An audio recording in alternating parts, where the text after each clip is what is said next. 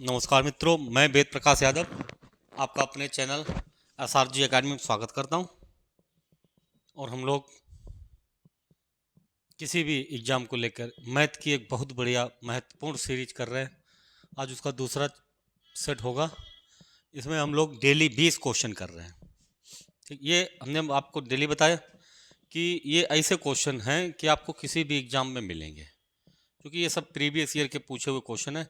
आप इनको अभी फिलहाल कि काम चल रहा होगा, आपका काम चल रहा होगा, जब आपको टाइम मिले शाम को, सुबह, रात में आप देख लीजिए एक बार, और हो सके तो इनको खुद से लगाने की कोशिश करिए। बढ़िया सवाल हैं, एकदम प्रीवियस ईयर परीक्षाओं में पूछे हुए सवाल हैं। अगर हो सके तो आप अगर लगा के देखें, और नहीं तो फिर मतलब देखना तो है ही आपको। मैथ से आप जुड़े रहिए। फिर जैसे आपका एग्ज़ाम करीब में आता, कोई भी एग्ज़ाम आएगा तो उसमें इससे फालतू नहीं आएगा कुछ भी। चलिए देखते हैं।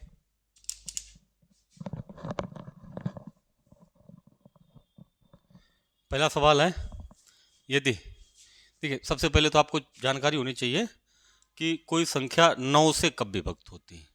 कोई संख्या 9 से कब विभक्त होती है। कोई संख्या लिखी XYZ, कोई भी संख्या लिखी, 3 अंक की है, 4 अंक की है, चाहे जितने अंक की कोई संख्या है, अगर वो 9 से विभक्त है तो इन अंकों का योग अगर 9 से विभक्त है तो वो संख्या 9 से विभक्त होगी। जैसे 540 लिखी संख्या 540, अब इसके अंकों का योग कितना है? 5 4 9 और 0 9 9 9 से विभक्त है, तो ठीक ये संख्या 9 से विभक्त है। ऐसे कोई संख्या 405 लिखी है, 405, ये भी 9 से विभक्त है। 9 चौक 36, 9 पना 45। तो आपको चाहिएगा, यदि 572x41 मतलब 57 2 x 41 9 से विभाज्य है, तो x का मान चाहिए। अब x का मान चाहिए 9 से विभाज्य के लिए आपको इसके अंकों का योग 9 से विभक्त करना होगा। इसके अंकों का योग 9 से विभक्त करना होगा।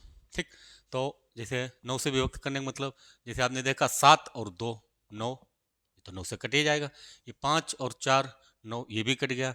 अब 1 और प्लस x कितना, मतलब 1 है और x का मान कितना रखें कि मिलके 9 हो जाए, तो जाहिर सी बात है 8। सिंपल सी ट्रिक, सिंपल सा बेस, बिल्कुल एकदम 9 से विभक्त होने का नियम पता होना चाहिए। ऐसे ही कल आपको हमने 11, कहीं 3, कहीं 6, धीरे धीरे धीरे करके सब पूरी पूरी मैथ आपको कंप्लीट हो जाएगी, अगर आपने डेली मतलब सीरीज करते रहे तो। चलिए अगला सवाल, पी का वह है न्यूनतम मान। ध्यान देने की बात सिर्फ यहाँ पे यही है कि पी का वह है न्यूनतम मान, जिसके लिए 246 पी 48 8 से विभक्त है। अब 8 से भी विभक्त होने का नियम पता होना चाहिए। कोई संख्या है, उसके अंतिम 3 अंक, कोई संख्या के अंतिम 3 अंक अगर 8 से विभक्त हैं तो पूरी संख्या 8 से विभक्त होगी। और पी का न्यूनतम मान में सबसे पहले हम 0 से ही शुरू करेंगे। ठीक, जैसे कोई संख्या है यहाँ पे 246 और पी की वैल्यू 0 रख लीजिए, न्यूनतम मान 0 और 4 8, अभी 8 से विभक्त होगी। लास्ट के 3 अंक 8 से विभक्त हैं, तो पी का न्यूनतम मान कितना होगा? 0। ऐसे अगला सवाल, अगला है, दो संख्याओं का मासा लासा का 1/20 है। ठीक, एक संख्या 96 है, लासा मासा का अंतर 403 है। चलिए, जो मासा लासा का 1/20 भाग है। अगर लासा 20x है, लासा 20x है, तो उसका 1 भाग x ये मासा है। इन दोनों का अंतर होगा 19x। 19x बराबर दिया 403। ठीक, x बराबर आप निकालेंगे तो 19 दूना 38, 456 है, 456 है। ठीक, 456, तो 19 दूना 38, 19 दूना 38 और बचे 7, 19 चौक 76। एक्स की वैल्यू कितनी आई? 24। मतलब मासा कितना? 24। लासा अगर निकालेंगे तो 24 दूना 48, 480। एक संख्या दी 96। ठीक, तो दूसरी संख्या आपको पता, पहली संख्या गुणा दूसरी संख्या, पहली संख्या गुणा दूसरी संख्या बराबर लासा और गुणा में मासा, लासा गुणा में मासा। बहुत बेसिक सा फार्मूला है, कहीं भी मतलब हर बुक में दिया ही होता, नहीं दिया होता किसी को भी पता होता। पहली संख्या, एक संख्या आपको दी 96, दूसरी संख्या पूछ रहे, दूसरी संख्या पूछी, बराबर लासा कितना आया 400 एक मिनट 24 दूना 48 जीरो 24 दूना 24 जीरो 24 दूना 48 480 ही है। अच्छा हाँ 456 है, सही है ठीक। और लासा 480, मासा कितना है, मासा 24 है, 24 चौको 96, 4 से काटें 4 एकन 4 4 दूनी 8 4 1 जीरो 120, मतलब दूसरी संख्या कौन सी होगी 120। अगला अगला है 12 18 42 का मासा बताओ, 12 18 42 का मासा बताओ। मासा, मासा का मतलब होता महत्तम समाप वर्तक, ठीक, महत्तम समाप वर्तक। सीधी सी इसकी परिभाषा होती वह बड़ी से बड़ी संख्या जो दी गई संख्याओं को पूर्णतया विभक्त करे। जैसे संख्याएं आपके सामने 12 18 और 42 हैं, अब ऐसी आप संख्या ढूंढिए जो वो इधर से भी बड़ी हो और इनको पूर्णतया विभक्त करे। तो सबसे पहले आपने देखा कि एक सबको विभक्त करेगी, 2 3 4 इसे नहीं करेगी, 5 6 भी करेगी सबको, बाकी 7 नहीं, 6 12 नहीं। तो इनमें से बड़ी संख्या चाहिए, बड़ी से बड़ी संख्या 6, मासा कितना होगा 6। अगली, एक कुरियर शॉप पर 8 पार्सल का वजन 1.5 kg, 1.25 kg, 1.35 kg, 750 ग्राम और 950 ग्राम, 0.7 kg, 0.4 kg, 0.5 kg पाया गया। उनका औसत बताओ। औसत बराबर आपको पता होना चाहिए कि औसत बराबर होता, औसत बराबर योग बटे संख्या, औसत बराबर योग बटे संख्या, आपको बताना औसत बराबर योग बटे संख्या। अब योग इन सब का योग करना, ये सब केजी में है, ये ग्राम में है, ये ग्राम में, ये केजी में है, ये केजी में। तो आपको सिर्फ इतना करना 1.25 kg, 1.35 kg और 1.5 kg वो ऊपर वाले, ठीक, 1.5 kg। और ये 750 ग्राम है, 750 ग्राम को आप केजी में बदल के रख लीजिए, केजी में बदलेंगे तो 1000 का भाग देंगे। 1 kg बराबर होता, 1 kg बराबर 1000 ग्राम, 1 kg बराबर 1000 ग्राम। उल्टा करके समझें तो 1000 ग्राम बराबर 1000 ग्राम बराबर 1 kg, 1 ग्राम बराबर 1 बटे 1000, ठीक। तो आपको चाहिए 750, 1000 का भाग दे दें, एक बिंदी कट जाए, 2 अंक बाद 0.75 ऐसे 950 तो 0.95 और 0.7 kg लिखा है, 0.7 kg लिखा, 0.4 kg भी लिखा, 0.4 kg, ठीक, 0.5 kg, आप 0.5 kg यहाँ पर रख लीजिए, दशमलव यहाँ पे, दशमलव के नीचे दशमलव रख के और जोड़ के और जितनी हैं उनका भाग दे देते हैं। 1 2 3 4 5 6 7 8 हैं, 8 का भाग दे दीजिए, ठीक। तो ये 5 5 10 5 15 5 20, 2 7 2 9 3 12 5 17 7 24 9 33 7 40 4 44 4 और 3 7 7.40 7.40 7.40। अब हाँ सही है 7.40, चाहे तो यहाँ से दशमलव हटा के नीचे 2 जीरो बढ़ा लीजिए, एक बिंदी यहीं से। 74 में 80 का भाग देना है, 74 में 80 का भाग। आप चाहें तो 37 में 40 का भाग दीजिए, 40 का पारा सरल होता, ठीक। या यहीं पे लिखा था 7.40 और बटे कितना था 8। आप जब 8 का इसमें भाग देंगे तो दशमलव लगा के 8 ने 72, 2 बचे 20, 8 दूनी 16, 4 8 पंचे 40, 925 ग्राम एवरेज। बस जोड़ने में सिर्फ थोड़ी सावधानी बरतनी कि दशमलव के नीचे दशमलव, बाकी कुछ नहीं है। एवरेज में औसत बराबर योग बटे संख्या, जो मतलब संख्याएं दी गई उनको जोड़ के और जितनी संख्याएं हैं उनसे भाग करवा दे। अगला है ये 3 अंक वाली संख्या में 335 2x5 x35, ये बढ़िया थोड़ा सवाल हमें लगा, थोड़ा बढ़िया बस, ज़्यादा नहीं। जैसे 1 2 3 4 5 है, 5 है, 1 2 3 4 5 है, 5 का एवरेज कितना दिया 411। तो आपको ये पता कि औसत बराबर है योग बटे संख्या, योग बटे संख्या। ठीक, औसत बराबर योग बटे संख्या। औसत कितना दिया गया? 411। योग चाहिए, योग चाहिए। ठीक, योग चाहिए। उसके बाद में संख्या कितनी थी? 5। आप इसका इसे गुणा करवा लीजिए, योग हो जाएगा 5 एकन 5, 5 एकन 5, 5 20, 5 चौको 20, 2055। इन सब का योग 2055 है। कौन कौन सी संख्याएं हैं? एक 335 plus 2x5 plus x35 plus 6 3x और एक है 406। 406, इन सब का योग इतना है। ठीक, इसमें जो x वाले हैं उन्हें छोड़ के, जैसे 406 है और 335 है, इन्हें जोड़ के पहले इससे घटा दीजिए। 406 और 335, 4 3 7 35, हाँ 4 3 7 35 6 41, 741। यहाँ से आप घटा दीजिए तो 5 से घटेगा 4, 5 से 4 घटेंगे 1, 20 से 13 घटेंगे, 20 से 7 घटेंगे 13, 1314। 1314 कौन सी संख्याएं बची हैं? ये तीनों बची, यक्स की वैल्यू बोले। अब आपसे यक्स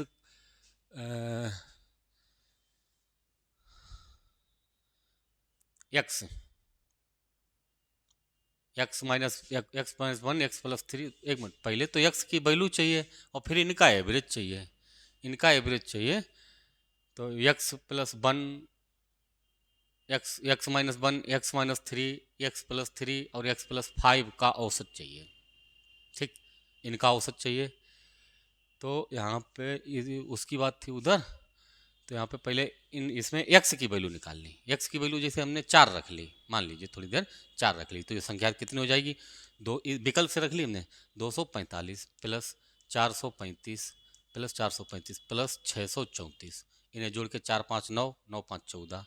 ठीक, 9 5 14 और 3 और 3 6, 6 6 4 10 1 11, 3 3 और 4 7 7 6 13, बराबर हो गए दोनों। ये फालतू कितना सवाल रखा है? यहाँ पे सिर्फ x का मान पूछा होगा, यहाँ पे सिर्फ x का मान पूछा होगा, ये नहीं होगा।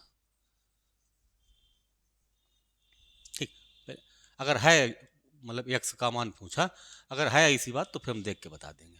पहले वहाँ पे x की वैल्यू भी तो निकालनी पड़ेगी। ऐसे कैसे मतलब, अब जैसे हाँ जैसे ये संख्याएं थी 2x5 x3 5 और 6 3x, इन्हें जोड़ के आपको 1314 चाहिए।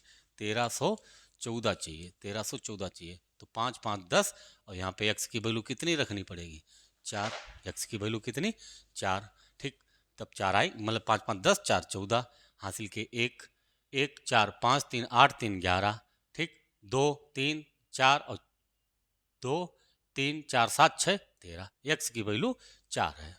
ठीक, अगर आप चलिए इधर से देख लेते हैं, अगर सही है देख लें इनका औसत।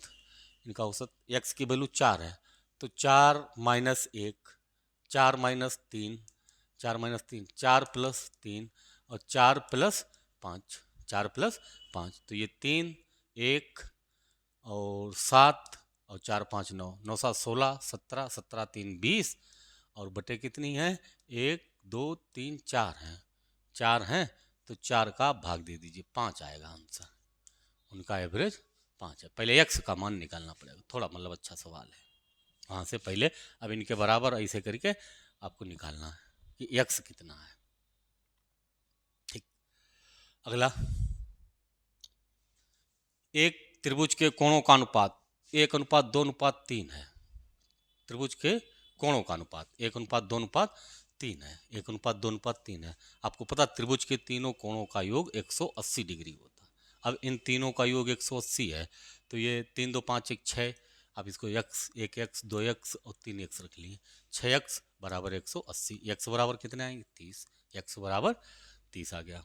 x बराबर जब आपका 30 आ गया, एक कोण 30, एक 60, एक 90।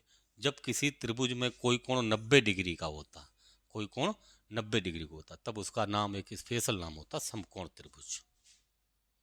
कोई त्रिभुज में तीनों कोण 90 से कम है, ठीक, तो वो न्यून कोण त्रिभुज। 90 से अधिक है तो अधिक कोण त्रिभुज।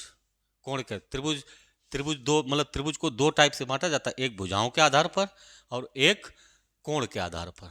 ठीक, कोण के आधार पर समकोण, न्यून कोण, अधिक कोण। भुजाओं के आधार पर समबाहु, विषमबाहु, समद्विबाहु। देखते रहिए, सब कुछ एक एक चीज आपको डिटेल में बता देंगे। जो बचेगी उसकी और क्लासें लगा देंगे। अगला है सवाल P अनुपात Q। चलिए, P अनुपात Q, P अनुपात Q बराबर दिया गया 3:4। Q अनुपात R, Q अनुपात R बराबर 4:7। Q अनुपात R बराबर 4:7। अब यहाँ पे जो बच्चे हैं 1 4 और 1 इधर 4, तीनों में 4 हैं, खत्म कर दीजिए। 3 4 7, इनके रेशियो P Q और R किस रेशियो में आए? P Q R 4 3 7। अब आपको वैल्यू चाहिए P plus Q। P plus Q मतलब 4 + 3 7 अनुपात Q plus R, Q plus R 7 4 11 11 और R plus P, R plus P की वैल्यू है R 7 3 10, 7 11 10, 7 11 10। अगला, शिवा और प्रभु की उम्र का अनुपात 11:7 है। 8 साल बाद उनकी उम्र का अनुपात 15:11 होगा। उनकी उम्र का अंतर बताओ। 11:7 है, आप रख लीजिए 11x 11:7 है। एक की 11x, एक की 7x। 8 साल बाद कही तो 11x प्लस 8, उसकी 7x प्लस 8, 7x प्लस 8। अनुपात कितना होगा? 15/11। ठीक, बाद के लिए जोड़ देते और पहले के लिए घटा देते। तो ये 11 11 121, 11 11 121 प्लस 11 8 88, 15 7 105, x प्लस 15 8 120। ठीक, अब 105 इधर से आए, 21 से घटे, 121 से 105 घटेंगे तो 16 x बचेंगे। उधर 88 120 से घटेंगे तो 12 और 20 32, x बराबर 2 का पूछा। अंतर 11x और 7x में अंतर कितना? 4x, x की वैल्यू 2 मतलब 8। बाद के लिए घटा देते और नहीं, बाद के लिए जोड़ देते और पहले के लिए घटा देते। अगला, ठीक, 3 वर्ष पहले पिता और पुत्र की उम्र का अनुपात 8:3 था। 3 वर्ष पहले, 3 वर्ष पहले पिता और पुत्र की उम्र का अनुपात 8:3 था। 3 वर्ष पहले गए, 8x मान ली और इसकी 3x मान ली। ठीक, 3 वर्ष पहले।